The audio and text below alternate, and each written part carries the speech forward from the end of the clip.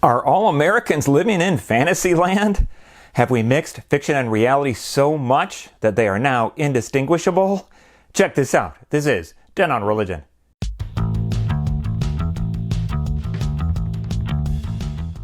Hey peeps, it's Dr. B with TenOnReligion.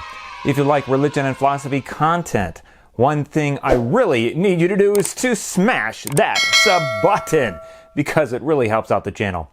Also, if you find this content interesting, drop me a super thanks here on YouTube.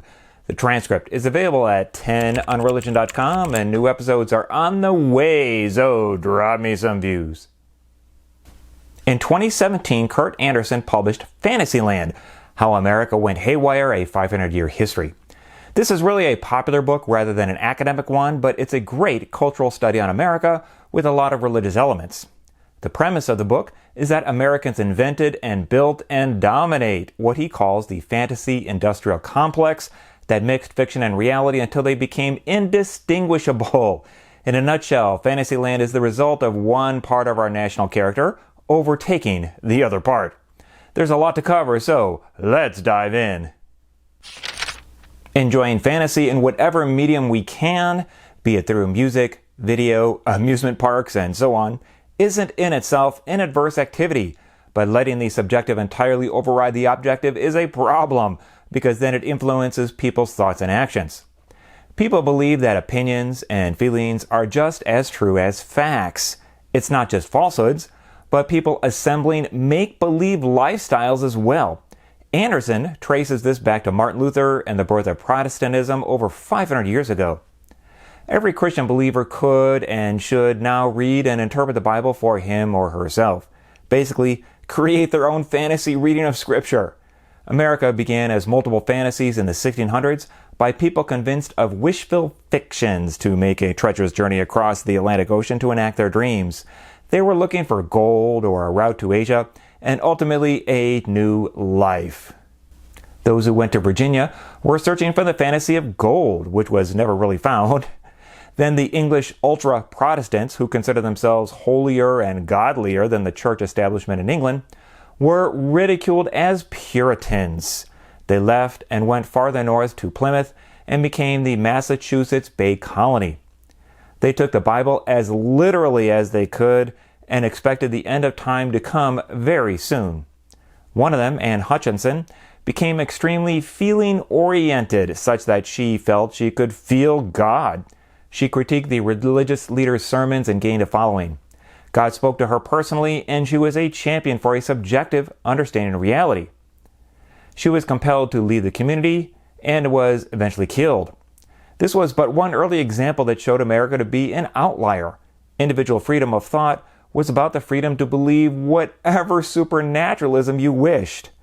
This was all going on during the same time as the Age of Reason in Europe, with figures like Galileo, Francis Bacon, Sir Isaac Newton, Descartes, Hobbes, and John Locke. By 1689, English Parliament passed the Act of Toleration, which finally forced the Puritans to allow their fellow Americans to believe and practice any version of Protestantism, except for, of course, witches. Yeah, there's those Salem witch trials in early American history as well. In the Great Awakening, Jonathan Edwards found he could turn up the heat, whipping proper New Englanders into ecstatic and agonizing deliriums that he and they took to be miraculous proofs of God. In the middle of church services, respectable people felt the Holy Spirit, which produced the affections: moaning, weeping, screaming, jerking, fainting. Then George Whitefield preached about the born-again biblical passage in many sermons, implanting in American Christianity one of its best-known ideas, which enabled a supernatural feeling of being born again. All believers could now find or start a new sect or a congregation to express their faith in any way they wished. The God-crazed Puritans and the gold-crazed Virginians founded America in the 1600s, but the founders of the nation came along in the 1700s, and they were not as religious. Adams wrote to a Dutch friend that the Bible consists of millions of fables, tales, legends. George Washington is an unbeliever, Jefferson once reckoned. Jefferson himself kept up appearances by attending church, but he considered religions all alike, founded upon fables and mythologies, including our particular superstition, Christianity. When somebody asked Alexander Hamilton why the framers hadn't mentioned God in the Constitution, his answer was deadpan hilarious. We forgot. The founders were men of the Enlightenment who mainly chose reason and science to try to understand the nature of existence, the purposes of life, and the shape of truth. For instance, Benjamin Franklin was friends with Voltaire, and Adams was friends with the English Enlightenment thinker David Hume. America's political founders had far more in common with their European peers than with the superstar theologians barnstorming America to encourage superstitious delusion. In England and Europe, the new denominations faded away or got absorbed by state churches. But in America, things started to really take off. After the Constitution was ratified, state churches were outlawed, and so every set of beliefs and practices was officially equal to every other. At a place in Kentucky called Cane Ridge, camp meetings cropped up where people shouted, cried, and prayed for redemption. They became so popular that preachers organized more camp meetings all over the country. It was a full-blown subjective and individual experiential faith which defined American Christianity. William Miller interpreted biblical prophecy and taught the world would end in the spring of 1843. Then October 1844. The disappointed masses who kept the faith broke into different factions, one of which was the Seventh-day Adventists. John Nelson Darby permanently embedded the Bible's end-time prophecies into the heart of American Christianity when he invented the idea of the rapture. Then there's the story of Joseph Smith, who founded Mormonism. Then homeopathy and its fake medicines to cure any and all diseases was a product of magical thinking. Then Mary Patterson, after reading the Bible's account of Jesus curing a paralytic and found her own back injury cured, wrote a book, Science and Health, and later retook her maiden name, Mary Baker Eddy, and founded the Church of Christ Scientist. For a large pool of hustlers to be successful, of course, requires a large population of easy believers. Enter P.T. Barnum, the great early American merchandiser of exciting secular fantasies and half-truths. If some imaginary proposition is exciting and nobody can prove it's untrue, then it's my right as an American to believe it's true. Barnum, was America's first great commercial blurrer of truth and make-believe, the founder of infotainment. The second was William F. Cody, also known as Buffalo Bill, who started 1870s fake professional traveling shows about the American West. Then we get into the 1900s. On the one hand, you have the U.S. Supreme Court, who ruled in 1905 that states and towns could legally require citizens to be vaccinated against smallpox and other infectious diseases. This meant that Americans' constitutional right to believe and promote whatever they wished did not give, quote, an absolute right in each person to be, in all times and in all circumstances, wholly free from restraint, end quote. On the other hand, you have the malicious and complicated fantasies that underlay white supremacy, which were not so easily banished when the war over slavery ended. After the U.S. Civil War, the fever never entirely broke because the losing side in its heart and mind never entirely surrendered. The North forgave, but the South didn't, and neither side completely forgot. In 1915, ironically, the movie of the year, The Birth of a Nation, was released. It was a shameless 3-hour-long piece of propaganda for the mythical Old South and its Ku Klux Klan redeemers. During the next decade, the popularity of the revived Klan exploded. Instead of squarely facing the uncomfortable facts, slavery was wrong, secession a calamitous mistake, they shifted into excuse and deny mode. For a great many white Southerners, defeat made them not contrite and peaceable like, say, Germans and Japanese after World War II, but permanently ticked off. Back in religion mode, Dwight Moody became a celebrity preacher who popularized Darby's end-time schedule and made theology non-denominational, which meant this brand of zealotry could spread freely through almost every Protestant denomination and serve as a seedbed for new sects. Around the same time in Los Angeles, Lyman Stewart, the elderly founder of Union Oil, commissioned a paperback set of 90 anti-modernist essays called The Fundamentals, which was an anti-rationalist reaction. In the 1920s, the argument over evolution had finally come to a head with the 1925 monkey trial over evolution. As grassroots Christian beliefs grew more implausible in opposition to the liberalizing mainstream, some of the grassroots yearned for more implausible and flamboyant Christian practice. Pentecostalism was born with itinerant preacher Charles Parham in Kansas, and then William Seymour on Azusa Street in Los Angeles. Everything then became show business. Marketing had just acquired its modern meaning, and advertise, until recently a general term for publishing information, came to mean only the paid promotion of products by whatever mix of facts and fiction, and dazzle did the trick and made the sale. Once advertising successfully used fantasies as a way to glamorize products that satisfied basic needs, it began using them to arouse new desires, and then to make those wishes feel like urgent needs. The Secret Life of Walter Mitty became a box office hit in 1947 by satirizing an American freak who fictionalized himself as a dashing hero living in his own private dream world. At the time, Hollywood studios didn't routinely let tourists in to see their fake neighborhood sets, but Walt Disney had created backlots with none of the seams and gears showing and all of the employees acting. This was the full immersion of Disneyland with no backstage in sight. Main Street USA was imaginary, and the illusion was brilliantly reinforced by design tricks, such as forced perspective. Disneyland and modern Las Vegas were born simultaneously, but Disneyland had been inspired by disapproval of questionable characters, while Vegas was created by questionable characters. James Bond became a new model of manhood in the 1950s. L. Ron Hubbard was an LA science fiction and fantasy author turned pop psychologist turned religious prophet.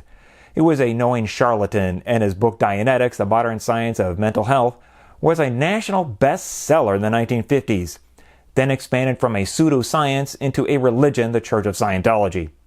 Hubbard was completely indifferent to the line between nonfiction and fiction. And there's yet more fantasy. After World War II, anti-communism was realistic, but McCarthyism was fantastical.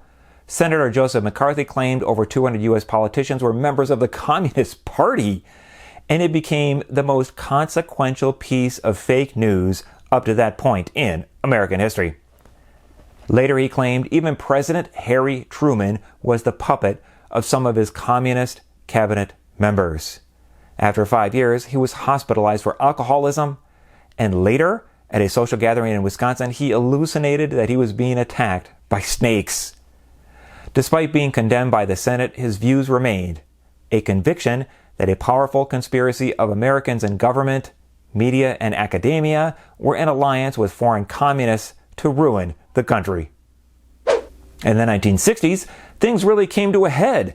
Every individual became freer to be or believe whatever he or she wished. Believe the dream, mistrust authority, do your own thing, find your own truth. The principle of absolute tolerance became internalized as part of our psychology. Sociologists talked about the social construction of reality. Creationist research societies were founded in conservative realms of Christianity. In 1970, Hal Lindsey published The Late Great Planet Earth, showing how Satan and the Antichrist and false prophet were taking over the world. In politics, game theory gave us mutually assured destruction, and more JFK conspiracy theories arose. Fantasy fiction permeated pop culture with Tolkien, Narnia, and Star Wars. Fantasy-themed restaurants became popular with Bonanza, Ponderosa, Cracker Barrel, and Chuck E. Cheese for the kiddos. By the 1980s, every professional sports event, such as an NFL or NBA game, became a televised adventure story. MTV emerged, and not long after, scripted reality TV shows such as Survivor and Big Brother began a new genre of entertainment. The Las Vegas immersion hotels exploded with Luxor, Excalibur, Treasure Island, Venetia, Paris, New York, and more. By the end of the century, video game consoles and cartridges were bought by adults. The average player was in his 30s. And then with the web, fantasy sports became fully industrialized. But we're getting ahead of ourselves. There's so much more. Dude, are we even halfway done yet? Wait a minute! After a so-so career playing fictional characters in movies, Ronald Reagan became a superstar playing a politician in real life and on the TV news, First as governor of California, then as president, he and his team concocted a brilliant fantasy narrative in which he was the convincing leading character. More than any previous presidential handlers, they staged and crafted his presidential performances specifically to make for entertaining television. Just before the Clintons arrived in Washington, the right had managed to do away with the federal fairness doctrine, which had been enacted to keep radio and TV shows from being ideologically one-sided. Absent a fairness doctrine, Rush Limbaugh's national right-wing radio show, launched in 1988, was free to thrive, and others promptly appeared, followed at the end of Clinton's term by an entertainment network called Fox News. For most of the 20th century, national news media had felt obliged to pursue and present some rough approximation of the truth rather than to promote a truth, let alone fictions. This is the price of freedom. Before the web, cockamamie ideas and outright falsehoods could not spread nearly as fast or widely. So it was much easier for reason to prevail because institutionalizing even one alternate reality required hundreds of radicals. In the digital age, any crazy person with a computer suddenly had a way to instruct and rile up and mobilize believers. Whether an individual's conspiracism exists alongside religious faith, psychologically they're similar. A conspiracy theory can be revised and refined and further confirmed, but it probably can't ever be disproved to a true believer's satisfaction. And now the internet entitles and equips all the proponents of unreason and error to a previously unimaginable degree. Back in religion, the great vehicles for popularizing Christian end-time prophecies, however, were works of fiction depicting characters in the near future, such as the Left Behind series. Creationism resurfaced as intelligent design. Prosperity gospel preachers became popular, such as Oral Roberts, Kenneth Copeland, Joel Osteen. Media and information businesses were always businesses, but for much of the 20th century, with an asterisk, many corporations, and especially families that owned major news outlets and publishers, didn't expect to maximize profits, but in the 1980s, the market shifted and making money became the main point. Whatever sold, including fantasy nonfiction, they started selling. Mystery shows, ghost adventures, Angels Among Us, then books and shows about heaven. In education, homeschools were part of the new infrastructure for enabling alternate realities along with charter schools and textbook publishers. But here's the thing, once you really believe, you can always find new evidence to support your beliefs. Way too many Americans now bother with reason hardly at all, believe too many untrue and impossible things, and are losing the ability and the will to distinguish between real and unreal. So many delusional ideas and magical thinking flood from the private sphere into the public that they affect everyone. Some American fantasies have become weaponized, literally. The belief that childhood vaccines cause autism was a fantasy that directly produced disease and death among people who happen to be in the proximity of unvaccinated and infected children. As disbelief in science grows, our whole society may become less prosperous and more vulnerable. Alien abductions, Branch Davidians, X-Files, fantastic beliefs that were beyond the pale 20 or 30 years ago are now mainstream. Then the GOP went off the rails, like really. Starting in the 1990s, America's unhinged right became much larger and more influential than its unhinged left. The GOP is the American coalition of white Christians and now led, weirdly, by one of the least religious presidents in modern history. Realist Republican leaders effectively encouraged and exploited the predispositions of their fantastical partisans. They were rational people who understood that a large fraction of Americans didn't bother with rationality when they vote. Keeping those people angry and scared won them elections. Republicans have purposely torn down the validating institutions. Reasonable republicanism was replaced by absolutism. For example, environmental science had the bad luck to recognize and start to publicize global warming in the early 2000s, just as full Fantasyland dawned. Republicans were at first reasonable, then denialism. The Republican position is now to oppose even studying climate change as well as any and all proposals to reduce carbon emissions. And race? The average white American has subscribed to the fantasy that anti-white bias is a more serious problem in the United States than anti-black bias. Islamophobia became a thing. Due to anti-vaccine propaganda, diseases which we had eliminated have now returned. And then guns. Spectacular mass killings happen in America far more often than anywhere else, and not just because we make massacre-perfect weapons so easy to buy. Such killers are also engaged in role play and are motivated by our besetting national dream of overnight fame. When the founders wrote the Constitution, they envisioned a very small permanent national military. If Americans needed to fight wars, the states would assemble their militias. In 1980, a decision passingly noted that the Second Amendment guarantees an individual's right to have a gun only if it bears some reasonable relationship to the preservation of efficiency of a well-regulated militia. But after the NRA's furious fantasist faction took control in the late 1970s, it turned its dial up to 11 and kept it there, becoming the center of a powerful new political movement that opposed any and all regulations of firearms. In cases in 2008 and 2010, the Supreme Court decided on a new meaning. Now our Constitution does indeed guarantee each one of us the right to own firearms, regardless of any reasonable connection to a militia. The gun rights movement embraced the idea that civilians needed guns for paramilitary purposes, to spontaneously form militias when necessary so that they'd be better able to resist tyranny. Then came the 2012 Sandy Hook massacre of 20 first graders and 6 adults at the Sandy Hook Elementary School in Newtown, Connecticut. Right after the massacre, and ever since, conspiracists have fantasized alternate realities about what happened, even to the point of stating it was staged with actors. That was Alex Jones, by the way. The fantasy industrial complex has grown by enabling the suspension of disbelief more and more powerfully and ubiquitously. Movies, then radio, then TV, then Disney's theme parks, Renaissance fairs, war reenactments, cosplay, then video games. All the unreality that we tend to forget is unreal. In Fantasyland, it's hard for people to know where and when to draw lines or impose limits. Now that most of human interaction is digital and potentially anonymous, we can covertly role-play whenever we want. Many Americans now are in a state in which they don't want to know or can't perceive factual truth. But wait, there's virtual reality where a user's perception is completely computer-generated. And there is augmented reality where a user's perception of the real world is augmented and overlaid with computer-generated content. Our voracious national craving for fantasy, however, when denied in one area, quickly finds other places to satisfy itself. And now the last part.